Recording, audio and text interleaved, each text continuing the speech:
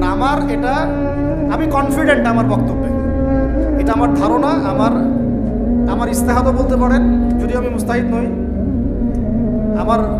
আমার ইন্টারপ্রিটেশন, এই শব্দটা ভালো হবে, ইস্তেহাদ না বলে বলছি আমার ইন্টারপ্রিটেশন, যে অচিরেই তারা পুরো বিশ্বে একটা বড় যুদ্ধ বাঁধিয়েই ছাড়বে, দেখেন ইনশাআল্লাহ। অচিরেই তারা পুরো বিশ্বে একটা বড় যুদ্ধ না বাঁধানো পর্যন্ত থামবে না। এই যুদ্ধগুলো এমনি এমনি লাগে নাই, এরা লাগায়, পেছন থেকে লাগায়। ওদের স্বার্থ কি? অস্ত্র বাণিজ্য। কি বাণিজ্য? অস্ত্র বাণিজ্য। ওরা যুদ্ধ বাঁধিয়ে রাখবে, জিয়ে রাখবে, যাতে করে অস্ত্র ব্যবসা করা যায়। অনেক সময় মুসলমান দুই দেশের মধ্যে যুদ্ধ লাগায় দেয়, দিয়ে অস্ত্রের বাণিজ্য করে। এগুলো কি মিথ্যা কথা বলছি না সত্য কথা বলছি? সরাসরি বলছি ভাই, কিছু করার নাই। এখন সরাসরি না বললে তো দেরি হয়ে যাবে। এখন জানা উচিত আপনাদের বিষয়গুলো। নবী সাল্লাল্লাহু আলাইহি ওয়াসাল্লাম নবী হয়েছেন 40 বছর বয়সে। জন্মগ্রহণের আগে বাবাকে হারিয়েছেন, তারপরে 6 বছর বয়সে মাকে হারিয়েছেন, 8 বছর বয়সে দাদাকেও হারিয়েছেন। বাবার নাম ছিল বাবা আব্দুল্লাহ, মায়ের নাম ছিল মা আমিনা, দাদার নাম ছিল দাদা আব্দুল মুত্তালিব।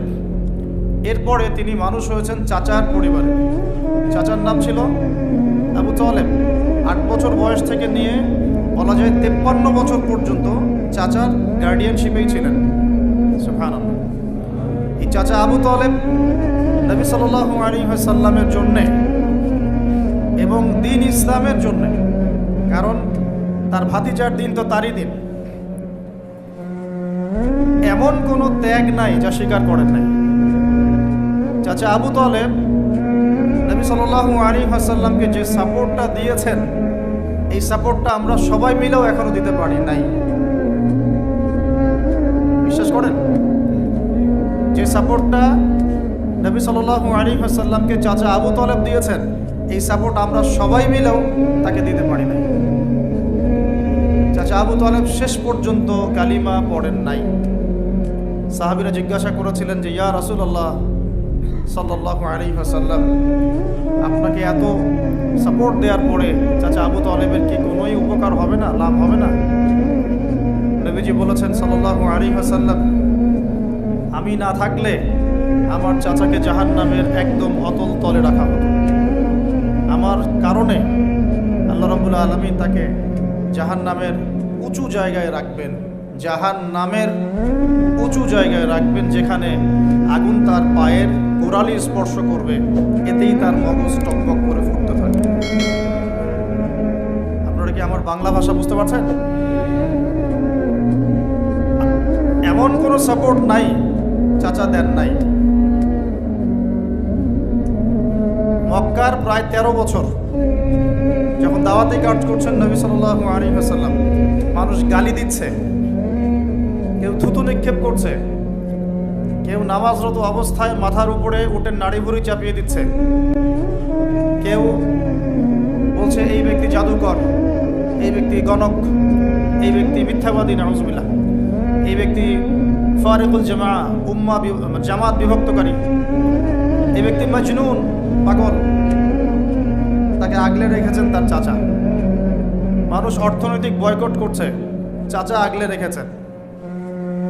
3 বছর সমাজ থেকে বহিষ্কার করা হয়েছে, গাছের ছাল পাতা খেয়ে থেকেছেন বনু হাশিম, চাচা আগলে রেখেছেন।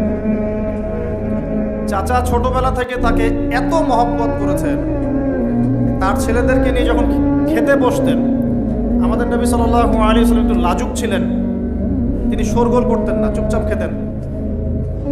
চাচা আলাদা করে একটা খাবার রেডি করে তাকে আলাদা করে ডেকে খাওয়াতো, কারণ সবার সামনে হয়তো সে বলতে পারছে না, লজ্জা পাচ্ছে, শাই ফিল করছে, বাবা নাই মানুষের সংসারে, হয় না? এটা আপনারা হয়তো সবাই বুঝবেন না, আমরা বুঝি। যারা বাবা বা মা ছাড়া বড় হয়েছে অন্যের সংসারে, তারা এগুলো বুঝতে পারে। নবী সাল্লাল্লাহু আলাইহি ওয়াসাল্লাম এতিমদের প্রতি এত রহমদিল কেন ছিলেন? কারণ তিনি তো এতিম অবস্থায় বড় হয়েছেন, তিনি তার কষ্টটা বুঝতেন। আমরা যদি এখানে যদি কেউ এতিম থাকেন, তিনি বুঝবেন এতিমের সাইকোলজি কেমন, তার চাহিদা কেমন, কষ্ট কেমন। চাচা আবু তালেব তাকে এত মহব্বত করেছেন, আমি ভাষায় প্রকাশ করতে পারবো না।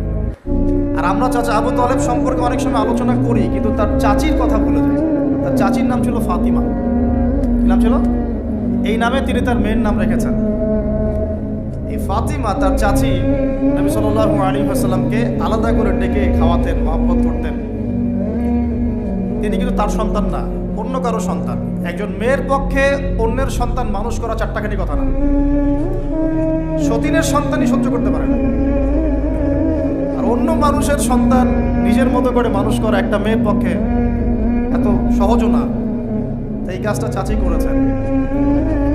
আমি একটা জায়গায় আসতে চাচ্ছি, এত কিছু করার পরেও, সমাজের মানুষের অত্যাচার, নির্যাতন সব থেকে ভাতিজাকে প্রোটেক্ট করার পরেও শেষমেশ তিনি কালিমা লা ইলাহা ইল্লাল্লাহ সাক্ষ্য দেন নাই। শেষ মুহূর্তে নবী সাল্লাল্লাহু আলাইহি ওয়াসাল্লাম বারবার বলছিলেন, হে চাচা, খালি কালিমা পড়েন, আমি আপনার জন্য আল্লাহর কাছে সুপারিশ করব। তিনি শেষ পর্যন্ত কালিমা পড়েন নাই। শেষমেশ তিনি বলেছেন যে না, আমি আব্দুল মুত্তালিবের ধর্মের উপরে থাকলাম। নাউযুবিল্লাহ। সারা জীবন সাপোর্ট দেওয়ার পরে কালিমা পড়ে মুসলিম না হওয়ার ফলশ্রুতিতে আল্লাহর নবীজি বলছেন আল্লাহ পাক তাকে জাহান্নামের উঁচু স্থানে রাখবেন। আমরা যারা মুসলমান, মুসলিম পরিবারে জন্মগ্রহণ করেছি, আমরা বা আমাদের মধ্যে বেশিরভাগ মানুষ এখনো এই নিয়ামতের শুকরিয়া আদায় করতে পারি নাই যে আল্লাহ পাক আমাদেরকে মুসলমান পরিবারে জন্ম দিয়েছে, কালিমা পড়ার তৌফিক দিয়েছে। আমরা সহজে যা পেয়ে যাই তার মূল্য বুঝি না। আল্লাহ পাক যে আমাদেরকে, আল্লাহ পাক কি আমাকে জিজ্ঞাসা করেছিলেন যে আবু তাহাদনান, তোমাকে মুসলিম বানাবো না অমুসলিম বানাবো? আপনাকে কি আল্লাহ পাক জিজ্ঞাসা করেছেন, হে আব্দুল্লাহ, আব্দুর রহমান, তোমাকে মুসলিম বানাবো না অমুসলিম বানাবো? তুমি কি চাও? আল্লাহ পাক আমাদেরকে জিজ্ঞাসা করেন নাই। নিজ অনুগ্রহে আল্লাহ পাক আমাদেরকে মুসলিম পরিবারে জন্ম দিয়েছে।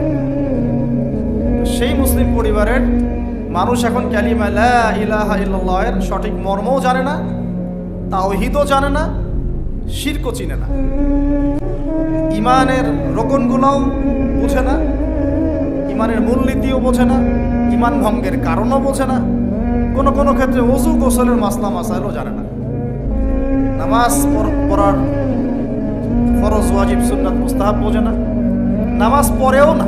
মাশাআল্লাহ, জুমার দিনে নামাজ পড়তে আসে অনেকেই, ঈদের দিনে প্রথম দেখা যায়, আর জানাজার নামাজে প্রথম দেখা যায়। আর দেখা যায় যারা এরকম নামাজ কালাম পড়ে না, তাদের জানাজা আবার ৩-৪ বার হয়। নামাজগুলো মনে বাকি শোধ করে পড়ে, রোজা রাখে না, যাকাত তো মাশাআল্লাহ প্রায় উঠে গেছে বললেই চলে সমাজ থেকে। বাংলাদেশের ধনিক শ্রেণীরা যদি যাকাত দিত, 10টা পদ্মা সেতু বানানো যায়। বিশ্বাস করতেছেন না? ধনীরা যদি সত্যি সত্যি যাকাত দিত, যাকাতের টাকা পদ্মা সেতুতে দেওয়া যাবে কিনা সেটাও একটা মাসালা আর কি। আমি একটা এক্সাম্পল দিলাম আর কি। যাকাতের টাকা তো ওইটা করা যাবে কিনা, এটা তো একটা মাসালা, তাই না? যাকাতের খাত তো 8টা। ইন্নামা সাদাকাতু লিল ফুকারা ওয়াল মাসাকিন ওয়াল আমিলিনা আলাইহা ওয়াল মুআল্লাফাতি কুলুব ওয়া ফির রিকাব ওয়া ফি সাবিলিল্লাহ, এরকম কয়েকটা খাত আছে। আমি একটা এক্সাম্পল দিলাম। যদি বাংলার মানুষ ধনিক শ্রেণী ঠিকঠাক যাকাত দিত, বিশ্বাস করেন সমাজে আপনি দরিদ্র মানুষ খুঁজে পেতেন। যাকাত ভিত্তিক অর্থনীতি চালু আপনি করতে পারবেন না, রাষ্ট্রীয়ভাবে পারবেন না। উম্মার ক্রান্তি লগ্নেই ইমানদার আর মুনাফিক চেনা যায়। যেমন উম্মার একটা সংকট চলে, তখন আপনি চিনতে পারবেন কারা ইমানদার কারা মুনাফিক। ভালো অবস্থা আপনি বুঝতে পারবেন না, সব স্বাভাবিক আছে মনে করেন, এখন আপনি বুঝতে পারবেন না আসলেই কে ইমানদার কে মুনাফিক। উম্মার উপর কোনো বাধা বিপত্তি আসলে তখন বুঝতে পারবেন যে আসলেই কে ইসলামের পক্ষে আছে, কে ইসলামের বিপক্ষে আছে, আর কে ভিতরে ঢুকে ঢুকে শয়তানি করতেছে। আমাদের আলোচনার টপিক এইটা না, টপিকে আসতেছি। আমি একটা কথা বলতে চাচ্ছিলাম, আল্লাহ পাক যে আমাদেরকে জিজ্ঞাসা না করেই মুসলিম পরিবারে জন্ম দিয়েছেন, এই নেয়ামতের শুকরিয়া আমরা আদায় করতে পারবো না। যদি সারা জীবন সেজদায় পড়ে থাকি এখন থেকে নিয়ে, আমরা শুধু তাওহীদের অনুসারী হয়েছি, এই কৃতজ্ঞতাই আমরা আদায় করতে পারবো না। আমরা দ্বীনের জন্য কিছুই করি নাই, আমাদের দ্বারা ইসলামের বড় বড় খেদমত হয়েছে এমন না। আবু তালেব একা যা করেছেন আমার মতো 100 জন আবু তালেব তা করতে পারে নাই, পারবে না। এটাই সত্য কথা। আবু তালেব কোন অবস্থায় করেছেন?